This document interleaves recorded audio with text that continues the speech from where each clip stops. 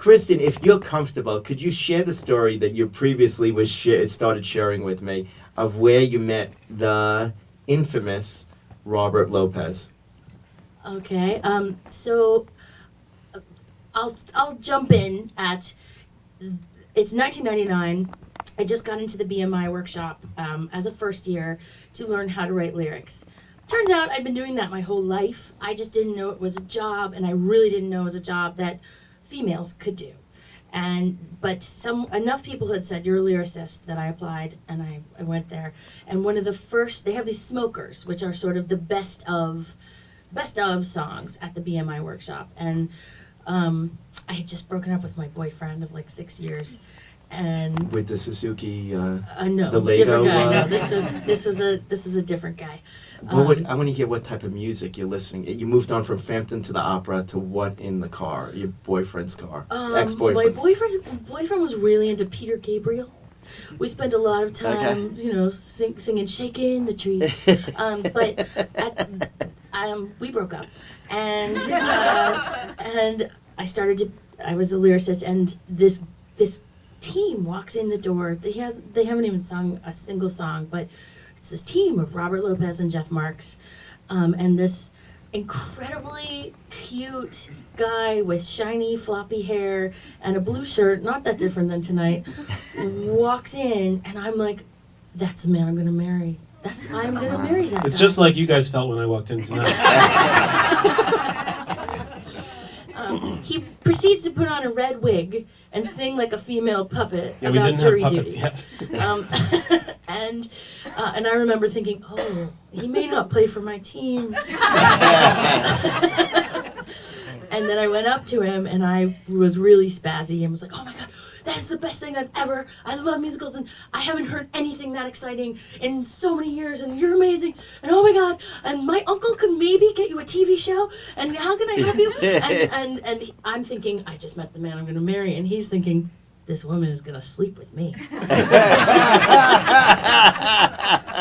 But she didn't know I was thinking that yet.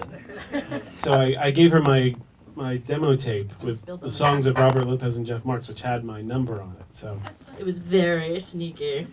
Slipped me his demo. Did you make him give up that floppy hair? No, he kept the floppy hair over the years. Then how did it disappear? He goes in stages, as we all do. Okay. He's in it doesn't look good with my current weight. And what was at the BMI? What was it called? Smoke? a smoker. A smoker. Sounds like a dirty, like 70s Yeah, porno, right? it's supposed to be like a stag party, Right. But really it's just a bunch of original musical theater songs with no cigarettes and no anything. And how did both of you initially learn of the incredible BMI? You go I guess first. I joined it first. I had always heard about it because I grew up in Manhattan, and I was I always knew I wanted to be a composer, lyricist, and I was always writing little songs for whatever show I was in at school or in this drama group that I was in, and pianists who were, really up and coming little composers themselves would say, like, I'm in this workshop, you should apply for it. You can write songs as well as anyone in the class.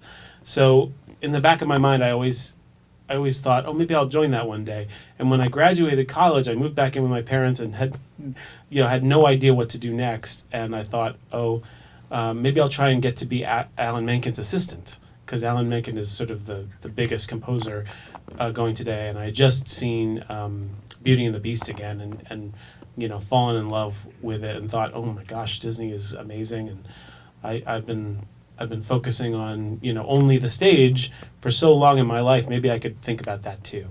And my mom had a friend who was friends with Alan Menken's sister, and I got my. We're still Facebook friends. Yeah.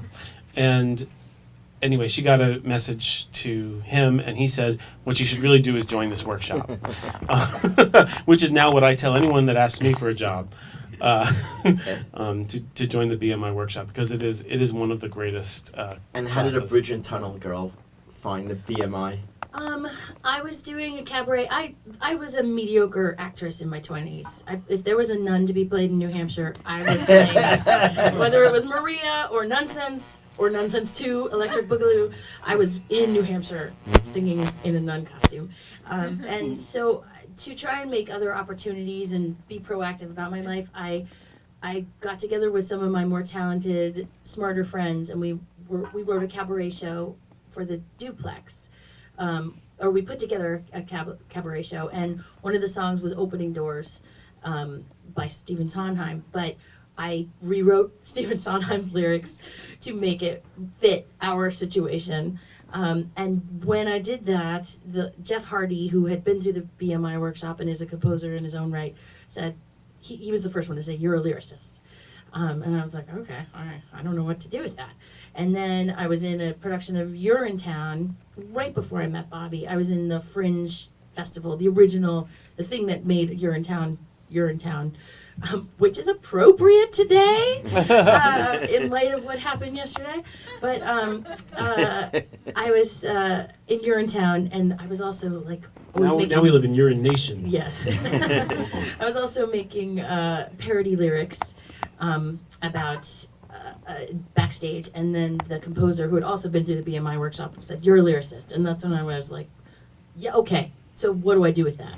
And they mentioned this workshop, and I went to my temp job that day and wrote 3 lyrics that I sent because the application was due, and got in. And it was one-stop shopping for my entire life, my future, my husband, my children. I recommend it highly for anyone who wants to be a lyricist, and women can do this job and are doing this job.